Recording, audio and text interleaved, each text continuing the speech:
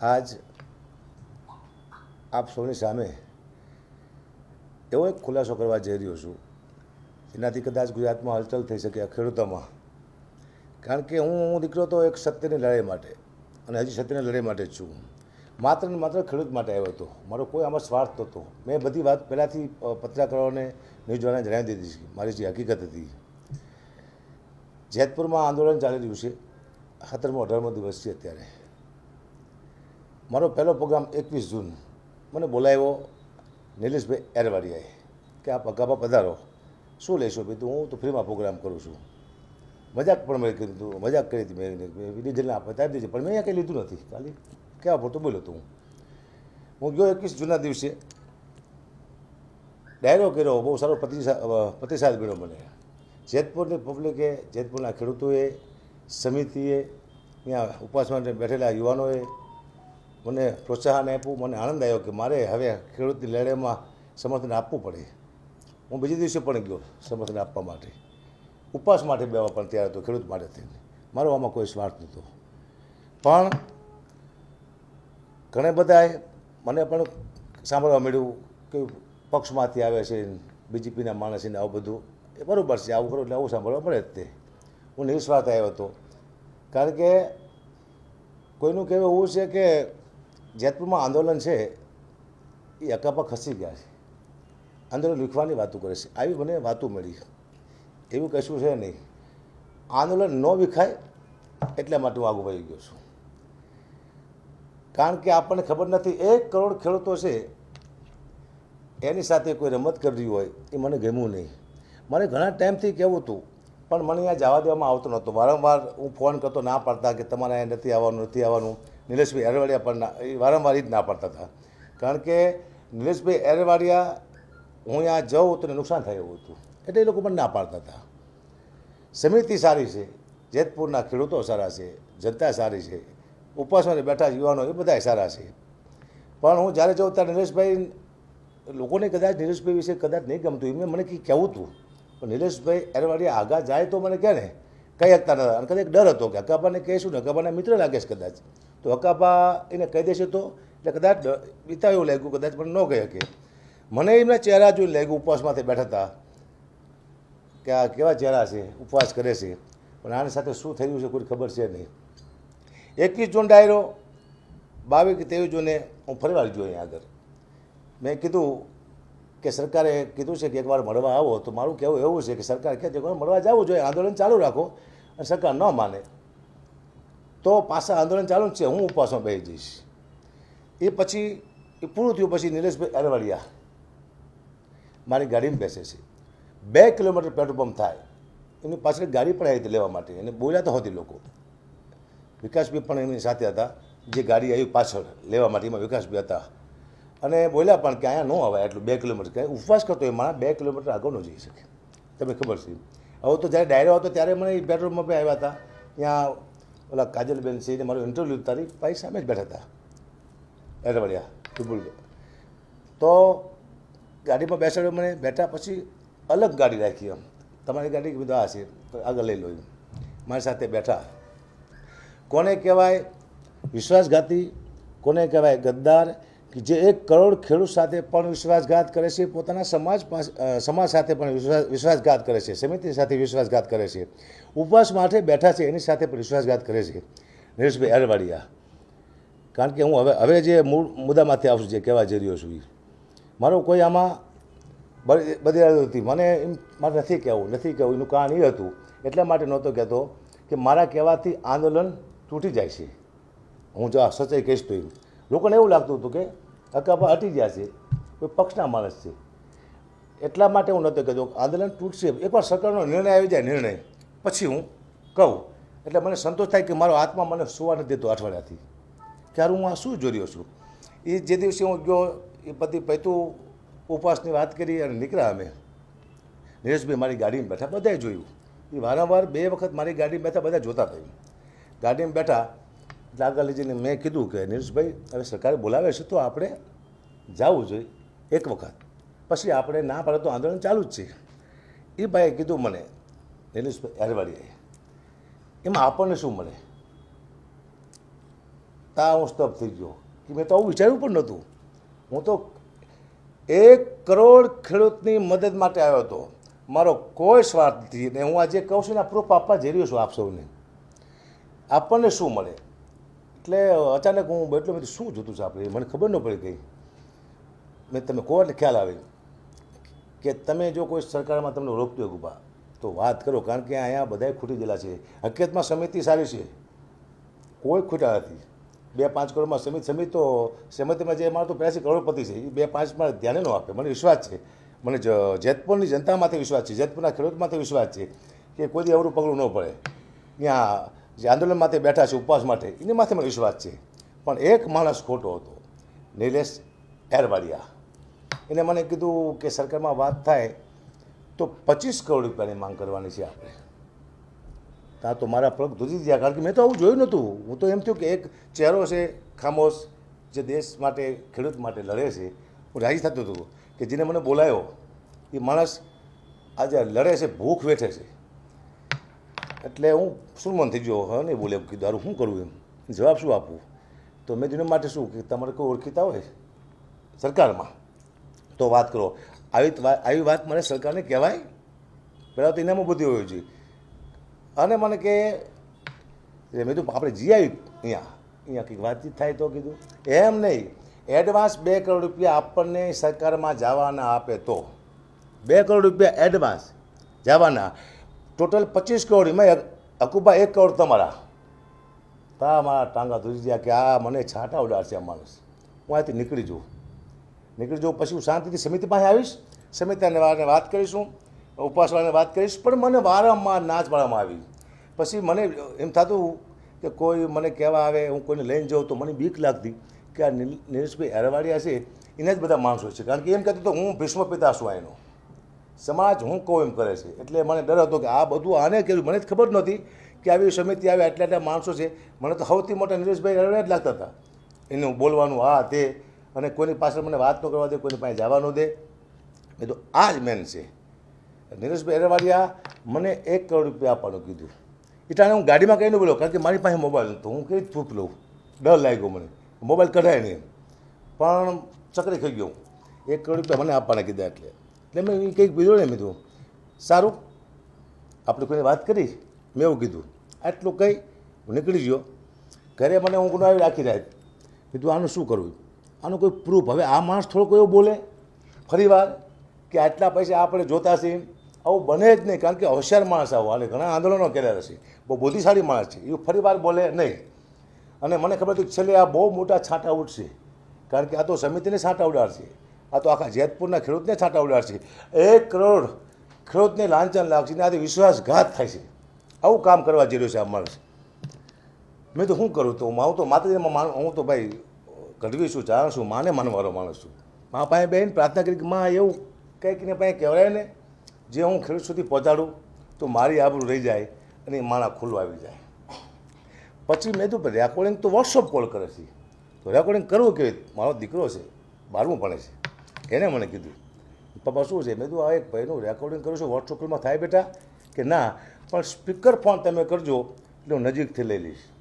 અવાજ આવશે? બિલકુલ ચોખ્ખો અવાજ આવશે પપ્પાએ. મેં તો એ બોલે તો સારું છે.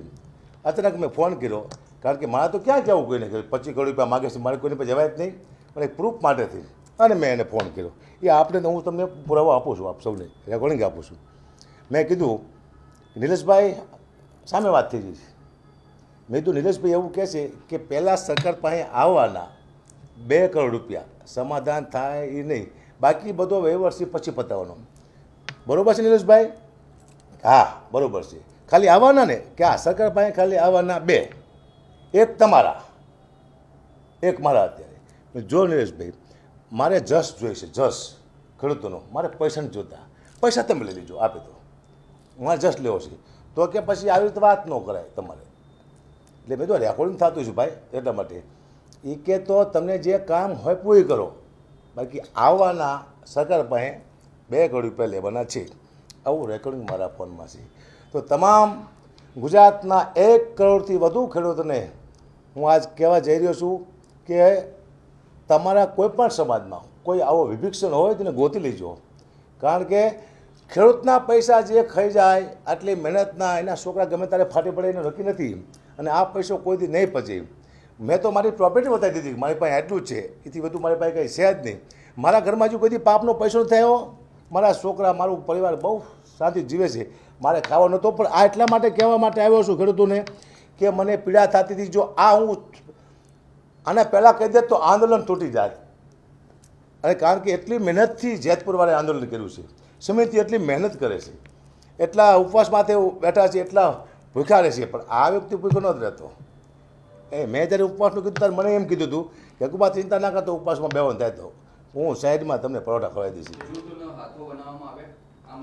હા, ખેડૂતોનો પણ આમાં જેતપુરના ખેડૂતો સમિતિ બધા નિર્દોષ છે પાકા પાયે. કારણ કે મારીને મળવું હતું, જો એકવાર મળે મેં ઘણી ટકોર કરીશ ન્યૂઝ દ્વારા કે મારી પાસે ઘણા પુરાવા છે. આમ કરતા જો કીધું કોઈ સમિતિના માણસો મારી પાસે આવે ને તો એને કહી દઉં, અને અહીંયા જવામાં બીક લાગતી હતી. આ મેન ભીષ્મ પિતા છે, આપણને થાપ અહીંયા ખવડાવી દઈશે. કોઈ મળવા નહીં દે ને, કદાચ કે અવરું ભરાવે છે તો આપણે ફસી જઈશું. મુદ્દો આ હતો ટૂંકમાં ખેડૂતોને હતો. અને અત્યાર સુધીમાં ઘણા બધા આંદોલન કર્યા છે ને ઘણા બધા પૈસા ખાધા છે લોકોના નામે. એની પાસે લગભગ કંઈ હશે નહીં. હું તો માતીને પ્રાર્થના કરું કંઈ નહીં હોય, આવું કરતું એની પાસે કંઈ હોય જ નહીં. એટલે સમાજને જે દગો આપે છે, પોતાના સમાજને, સમાજ નિર્દોષ છે એનો. જેતપુરના ખેડૂતો નિર્દોષ છે. 1 કરોડથી વધુ ખેડૂતો એની આટલે વિશ્વાસઘાત થયો છે. આવા જો ખરાબ માણસો આપણા પાસે હશે તો એની માથે કોણ વિશ્વાસ કરશે? એટલે હું જે રેકોર્ડિંગ આપવા જઈ રહ્યો છું ને ખેડૂતને વિનંતી કરું કે એટલા માટે મેં ન કીધું એ ટાણે. જો કોઈ પક્ષમાં હોત તો આંદોલન બગાડી શકે તું. હું સરકારના નિર્ણયની વાત જોડતો. મેં તો એક વખત સરકાર નિર્ણય કરે, અને હું અમદાવાદ આવતો હતો, મારી ગાડીને સર્વિસમાં આપવા હતી, અને ઓલું એડબ્લુ થઈ ગયું હતું એટલે આવતો હતો ને મેં વચમાં સમાચાર સાંભળ્યા આ કે હાથ એવું કંઈ થયું છે કે સરકારે નિર્ણય બહુ મોટો લીધો. એટલે મને ખેડૂતોના બહુ ફોન આવ્યા કે હકુબા તમે વિજય થઈ ગયા, આપણે વિજય થઈ ગયા. શું થયું? ખેડૂતે બહુ મોટો નિર્ણય લીધો છે ખેડૂત માટે, સરકારે રાજી થયો. પછી મને એમ થયું કે હવે નિર્ણય લીધો છે, હવે જેતપુરનું આંદોલન બગડશે નહીં. એટલા માટે થઈ અને આજ હું અહીંયા આવ્યો છું કે એકવાર સત્ય કહી દો તો મને ઊંઘ આવશે. મને ખાવું નથી ભાવતું. મને એમ હોત કીધું હતું કે મારી પાસે અમારા સમાજના 2000 છોકરા છે ગુબા, તમને કદાચ રેકોર્ડિંગ ડાઉટ પડ્યો હતો, એટલા માટે મને આવવા દેતો નતો કે રેકોર્ડિંગ થયો, કદાચ ડાઉટ પડ્યો હતો કે અમે પરિવાર સુધી પહોંચી જઈએ. આવું કીધું હતું મને. અમારી પાસે સમાજના કોઈ સમાજના છોકરા ન હોય, કોઈ સમાજ ગાંડો નથી કે તમારા જેવા ગદ્દાર સાથે કોઈ સમાજ રહે, કોઈ મિત્ર રહે, કોઈ દિવસ ન રહે. મને વિશ્વાસ છે. હું નિખાલસ આવ્યો હતો, હું કોઈ પક્ષમાં છું નહીં એ સાબિત કરવા માટે. કારણ કે મને થોડાક છાંટા વીડ્યા, મારી માથે આરોપ આવ્યા. જ્યારે હું ખેડૂતના આંદોલનમાં ગયો ત્યારે મારી વાહ થવા માંડી હતી. પહેલા દિવસે બહુ રાજી થયો, મને જુસ્સો આવી ગયો, મને પાવર આવી ગયો હતી. એટલા માટે હું ખેડૂતના સમર્થનમાં આવ્યો કે આટલા બધા ખેડૂતોનો સાથ છે મારી સાથે. અને હજી મારો ફોન હેક થઈ જાય એટલા ખેડૂતના ફોન આવે છે. આ આંદોલન ચાલતું ત્યારે કે ગુબા તમે લડો છો, રાજી થયા, આ છે તે છે. છેલ્લે હમણાં ભાવનગરના ખેડૂતનો ફોન આવ્યો, માલધારી સમાજનો, કે ગુબા અમે તમારી સાથે જ ગમે ત્યારે કહેજો, અમે આવી જઈશું. આટલા ખેડૂતનો વિશ્વાસ હું કેમ તોડી શકું? મેં ખાલી એને બોલાવવા માટે આ રેકોર્ડિંગનો ઉપયોગ કર્યો. કારણ કે આ સત્ય બતાવવું જરૂરી છે ને કે આવા નાના કંઈક આંદોલનમાં આવા સમાજમાં જો કોઈ વિભિક્ષ રહેશે તો આંદોલનનું પૂરું કરી નાખશે. ખેડૂત હારે ગદ્દારી થાય છે, આવા તો ઘણા આંદોલન થાય છે, એમાં લોકો સાથે વિશ્વાસઘાત થાય છે. જેના સાથે વિશ્વાસઘાત કરે એ માણસને સજા થવી જોઈએ, એટલી મને ખબર પડે. બીજી વાત એ કરું કે અકાબા ગઢવી ખેડૂત માટે લડવા માટે આવ્યા છે. આજીવન હું તમારી સાથે છું, આજીવન લડીશ. પરિણામ ગમે આવે. હવે વિચાર કરો, મારી પાસે અત્યારે કોઈ સેફ્ટી નથી, હું એકલો નીકળવાનો છું. તો મેં પહેલાં નક્કી કરી લીધું કે મારે મરવાનું છે. એમ સીધો હું તમારી સામે નથી આવ્યો.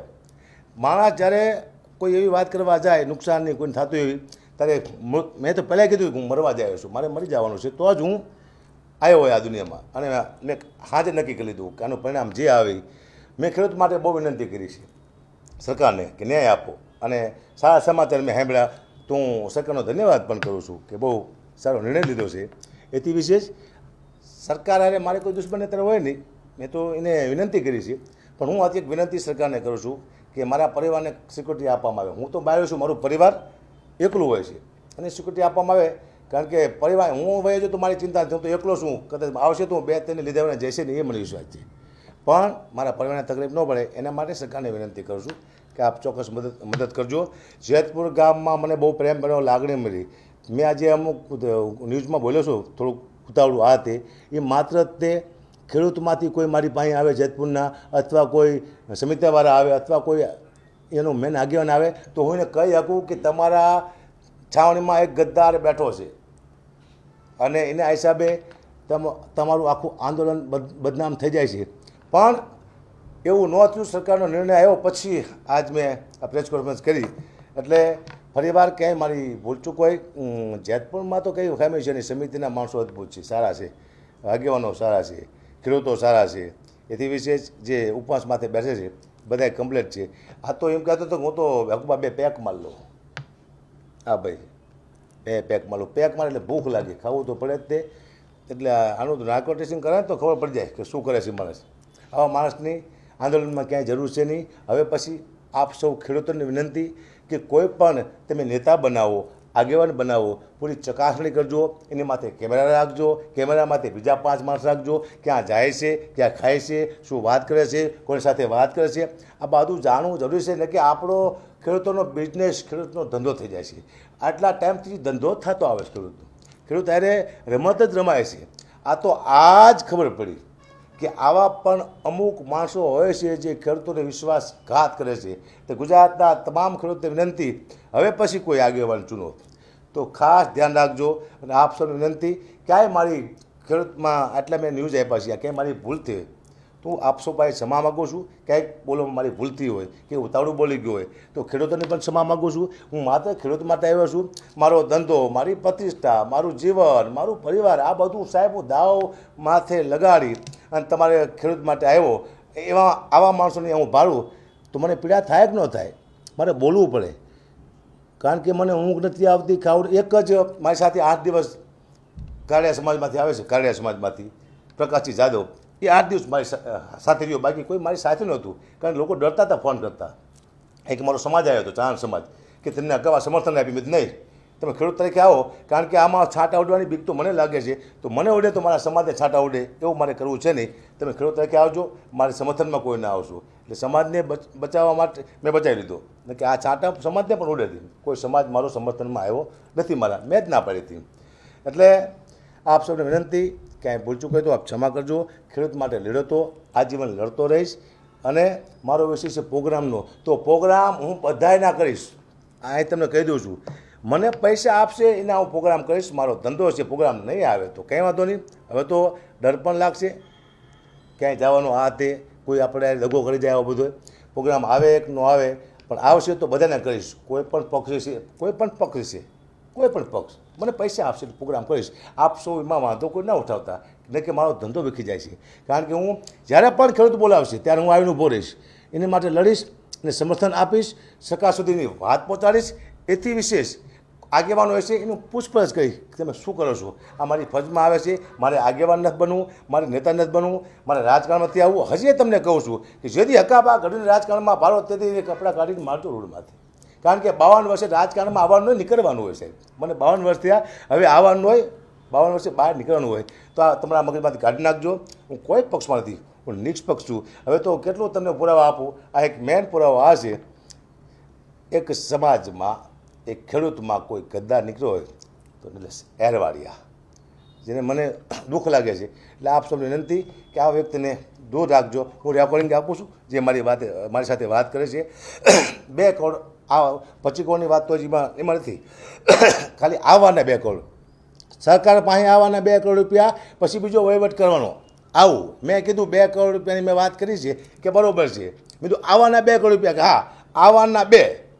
બીજી વાત પછી એમ કીધું કે તમને કામ હોપ્યું એ તમે કરો. એને ડાઉટ પડ્યો રેકોર્ડિંગ થાય એવું. તો કામ હોપ્યું એટલે કયું કામ? આ જ કામ હોપ્યું હતું. મને ક્યાંકથી પૈસા અપાવો. આટલી ભૂખ હોય તો આંદોલનમાં આવાય નહીં. જય માતાજી, જય મોગલ.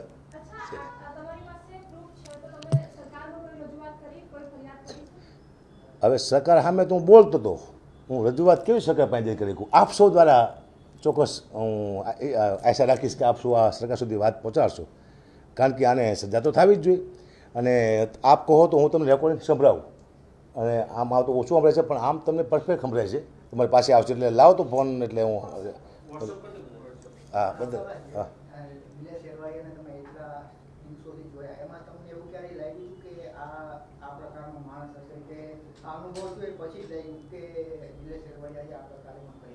ભગવાન માનતો હતો, ખેડૂતનો મસીહા માનતો હતો.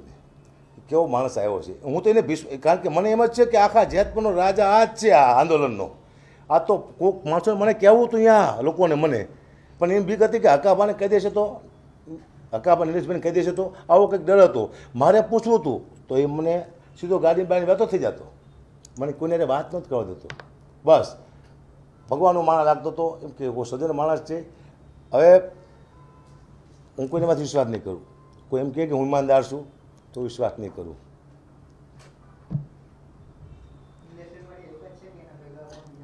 નહીં, બધા મારા ખ્યાલથી કોઈ નહીં હોય, કારણ કે અલગ પડતો મેં જોયો છે.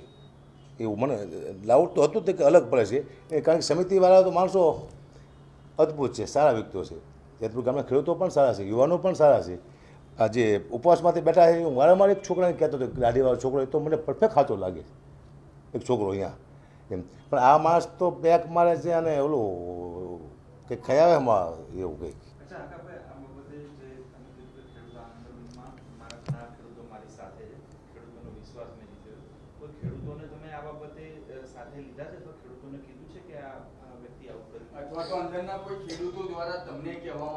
આવું હું જો કહું તો આંદોલન તૂટી જાય. જેતપુરે બહુ મહેનત કરી છે, બહુ મહેનત કરી, આ બધું ખર્ચો કરી માન વ્યવસ્થિત કર્યું છે. મારા બોલવાથી આંદોલન તૂટી જતું હતું. સરકારનો નિર્ણય ન આવ્યો હતો હજી હું ન બોલ્યો, કારણ કે આ બધું મારી માથે ન આવવું જોઈએ, એટલા માટે જ બોલતો. પણ આજ તો રહેવાનોને કીધું બોલ નાખીને કે હું મરી જઈશ, હું ગઢી છું, હું ચારણ છું, બને ત્યારે સત્ય બોલવાની કોશિશ કરું. સ્ટેજમાંથી પણ હું કોઈ ખોટું નથી બોલ્યો, કોઈ પણ સત્ય. આપ સૌને ખબર છે, સત્ય જ બોલ્યો સ્ટેજમાંથી. ખરાબને ખરાબ કીધો છે, સારાને સારો કીધો છે. મેં કોઈ દી કોઈને વખાણ નહીં કર્યા સ્ટેજમાંથી, પૈસા માટે થઈને. પૈસા આપો પણ હું જે જોક્સ બોલું એ જ બોલીશ. મેં આપ પાર્ટીના પ્રોગ્રામ કર્યા છે, મેં કોંગ્રેસના પ્રોગ્રામ કર્યા છે, મેં બીજેપીના નાના નાના પ્રોગ્રામ કર્યા. મોટા પ્રોગ્રામ બીજી અંદર પક્ષમાં આવતો તો મારા મોટા પ્રોગ્રામ થતો હોય, એના નાના કોઈ મિત્ર હોય કોર્પોરેટર, એના પ્રોગ્રામો હું જોઉં છું. મને આપની ટોપી પહેરાવી હતી વઢવાણમાં, મેં પહેરી હતી. શું આપમાં આવી ગયો? મને કોંગ્રેસનો પટ્ટો પહેરાવ્યો હતો. દ્વારકામાં સૌથી મોટો પ્રોગ્રામ કોંગ્રેસનો થયો હતો, હર્ષદાન ગઢવીનો. હું 2 જ કલાકાર હતા, જેથી તેથી કોઈ જવા ત્યાં નહોતું, અહીંયા ડરતા હતા માણસો. તેથી મને કોંગ્રેસનો પટ્ટો પહેરાવામાં આવ્યો હતો. શું કોંગ્રેસમાં આવી ગયો? વિમલ ચુડાસમા સોમનાથ બાજુ છે કે ત્યાં હું જોતો પ્રચાર કરવા માટે. પ્રચાર એટલે હું કોઈ એવો પ્રચાર નથી કરતો કે તમે આ નેતાને જીતાડી દો. નહીં, હું તો મારા જોક્સ કહું છું, પબ્લિકને ભેગી કરું છું. નેતા આવે તારીની સાથે વાત કરશે કે આ મારો મુદ્દો છે. એટલે બીજેપીમાં પણ આ કંઈક રામ મંદિરના કંઈક હતું, કંઈક એની હું શુભેચ્છા દેવા ગયો હતો અને મને પહેરાવ્યું તો મેં પહેર્યું. હું તો પહેરું સાહેબ. અને મેં એમ પણ કીધું કે સરકારે બહુ સારું કામ કર્યું છે, હું સરકાર સાથે છું, ક્યાંય મારી વાણીની જરૂર પડે આપ મને યાદ કરજો. આમાં હું પક્ષમાં આવી ગયો ભાઈ, કારણ કે ખબર ન હોય જ્યાં સુધી ખેડૂતોને, ત્યારે અમુક માણસો ખેડૂત સુધી આવી વાતો પહોંચાડતા હોય છે આવા ફોટાની. તો તમારે આપનો ફોટો પણ મારો રાખવો જોઈએ, તમારે કોંગ્રેસનો મેં ખબર પડ્યો તો એ ફોટો પણ રાખવો જોઈએ. ખાલી બીજેપીના ફોટા ચલાવવા રાખ્યા. અને હું પક્ષમાંથી આવ્યો હોત તો આંદોલન તોડી નાખ્યું હોત મેં. આટલી રાહ ન જોતી, આટલી રાહ હું શું ન જોઉં? માત્ર ખેડૂત માટે કે મારા 100 કરોડથી ઉપર ખેડૂત છે, એ બધાને એકવાર ન્યાય મળી જાય ને પછી હું આ જાણ કરું. આપને ફોન છે મારો, લાવો તો ડૉક્ટર સાહેબ ફોનમાં હું તમને રેકોર્ડિંગ સંભળાવું છું કે તમને બધા વોટ્સઅપ કરી દઉં. પાછું એટલા માટે મેં કીધું છે કે પહેલાં આ બાઇટ આવી જાય પછી રેકોર્ડિંગ આવે, એટલે લોકો સમજે ને કે આમાં એવું થાય છે હકાભા અને બે વાતો કરે એવું લાગે. આપ સમજો છો ને, આમાં તો હકાભા અને બે સોદો કરતા એવું લાગે. એટલા માટે મેં ચોખવટ કરી કે એને પાસે વાત કઢાવવા માટે થઈ અને હું ફોન કરું છું. મને કીધું કે 1 કરોડ તમારા. મેં તો મારે જસ્ટ જોતો ખેડૂત પાસે, પૈસા તમે લઈ લો. આવું બધું છે આમાં. થોડું સંભળાયું તો હું આપને સંભળાવું.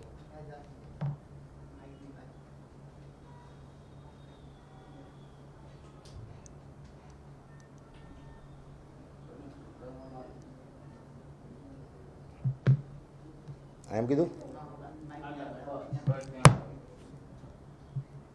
ફોન કર્યો મેં એ વાત કરી. 2 કરોડ રૂપિયા કીધું નિલેશભાઈ કે સરકારભાઈ આવવાનો અત્યારે હાલમાં. સરકારભાઈ આવવાના નિલેશભાઈ 2 કરોડ રૂપિયા કે મેં આવી વાત કરી. સરકારભાઈ આવવાના પછી વાત પછી તો એ કે કાલે ફોન કરીને કીધું એટલે આજ ફોન કરવાનો મારે. હે ને? અને ચોખ્ખું કીધું ને સરકાર પાસે આવવાના, ખાલી પછી નિર્ણય પછી લેવાનો. 2 કરોડ કીધું કે વધારે કેવા બોલો. એક તમારા એક મારા. મારે 1 રૂપિયા જોતું. જો તમે હે ને 2 કરોડ મળી જતા હોય ને તો હું અહીંયા સુધી લઈ જાઉં. અહીંયા હું જળ મળી જાઉં ને મારા માટે બહુ મહત્વનું. મને જશ મળવો જોઈએ, તમને પૈસા મળવા જોઈએ. તો આપણે આ ફોનમાં વાત કરીને એક જ નથી પહેલી વસ્તુ. તો એક કામ કરો, તેમાં કહું છું રેકોર્ડિંગ થાય તમે ફોન ન કર્યો ઓલામાં કે રેકોર્ડિંગ થાય જતમાં થાય. આપણે રેકોર્ડિંગ થતા હોય ઉપર ખબર ન હોય તમને. આટલા તમને કહ્યું, તમને જે કામ આપ્યું હતું ને એ કામ કરી નાખો. ઓકે હાલો, પછી આગળ વધશું. ઓકે હાલો, ઓકે હાલો. હા, આ કામ મને હોય. હું તો કે જવું નહીં. મેં માતીને પ્રાર્થના કરી કંઈક એની પાસે બોલાય ને કે ખેડૂતને હું જવાબ આપીશ અને એનું કંઈક કરી નાખશે, એના રૂપિયાનું એના પૈસા ખજાય છે તો હું શું ખેડૂતને જવાબ આપીશ. કારણ કે હું તો આવીને હલવી ગયો. મેં તો આ હું કઈ જગ્યાએ કરી ગયો છું. આટલો વિશ્વાસઘાત ચાલે છે. બાકી મને બીજા કોઈનામાં ડાઉટ નથી. અહીંયા જેતપુરમાં સમિતિમાંથી પણ ડાઉટ નથી, ઉપવાસ બેસી એને પણ ડાઉટ નથી, અને અહીંયાના ખેડૂતમાંથી કોઈને મને ડાઉટ નથી. મને એકમાંથી ડાઉટ પડ્યો તો મેં એકલું જ કીધું. અમે જેને મતે સાંભળી જેની પાસે એનું એટલું જ કહી, પછી હું બધાને બદનામ ન કરું. હું ઘણા ટાઈમથી કહું છું કંઈક લોચો છે અહીંયા, કંઈક લોચો છે અહીંયા. હું એક ઈશારો કરતો હતો સમિતિને અને અહીંયાના ખેડૂતોને કે મારી પાસે કદાચ કોઈક આવે. આ લોકો મને અહીંયા જવા દેતા નહોતા, ના જ પાડતા હતા. મને ગાડીઓ પણ બોલવામાં આવી, ત્યાં શું આ બાપાનું ઠાર્યું છે. એવો એક વ્યક્તિનો ફોન આવ્યો, અહીંયા મોલ ગરમ છે, તમારો વિશ્વાસ ના આવતો, તમે બહારથી એવું લાગે છે, આવું મને કહેવું આવ્યું હતું. તો પછી મેં તો અહીંયા જઈશું અને આ તો 10,000 પબ્લિક હોય ભાઈ. હું 10,000 પબ્લિક માટે ના આવ્યો, હું આવ્યો છું 125 કરોડ માટે. એટલે પછી મેં જવાનું માંડી પાડ્યું. મેં સમય આવશે એકવાર આંદોલન પૂરું થાય પછી આ વાર્તા કરું. સરકારે નિર્ણય આપ્યો સારો, એટલે મને એમ થયું કે હવે હું આ વાત કરું. કારણ કે સમાજને પણ ખબર પડે કે આવા માણસો પાસે છે તો આખા સમાજનું મૂળ કાઢી નાખશે. આવા માણસો હશે તો સમાજને ક્યાંય મોં દેખાડવા નહીં રહેવા દે. આવા માણસો હશે દેશમાં નુકસાન કરશે. આવા વ્યક્તિઓ હશે તો આવા કેટલાય ખેડૂતોના હક મારીને ખાઈ જાય છે. એટલે આપ સૌને વિનંતી કે આવા વ્યક્તિઓ તમે પાડો, તમે નક્કી કરો, ચકાસણી કરો, પછી આગેવાન બનાવો. જય માતાજી, જય જવાન, જય કિસાન.